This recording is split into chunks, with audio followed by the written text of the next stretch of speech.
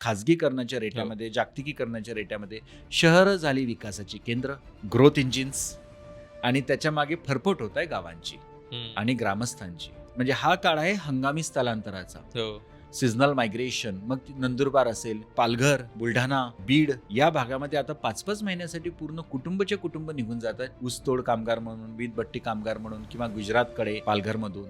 तर ही जातात का? आणि तिथे गेल्यानंतर तुम्ही बघा फार काही सुविधा आहेत किंवा खूप आनंदाने ते जात आहेत, खूप नियोजनबद्ध त्यांचं स्थलांतर आहे असं नाही. तर ते खूप अनियोजित आणि अत्यंत तणावपूर्ण आणि तिथे जाऊन मग बघू काय होतं अशा पद्धतीनं ते होतं. आणि मूळतः ते उचल घेतात, पैसे काही घेतात आणि मग ते पैसे कसे फेडायचे तर आम्ही तुमच्या शेतांमध्ये काम करू आणि त्याच्यातून ते पैसे फेडतात. बऱ्याचदा त्याच्यातून कर्जबाजारी पण होतात, मग जास्त काम करतात किंवा मग वेगळ्या प्रकारचं शोषण तिथे होतं. अशी व्यवस्था महाराष्ट्रात एस्टॅब्लिश झाली आहे या इतक्या वर्षांमध्ये.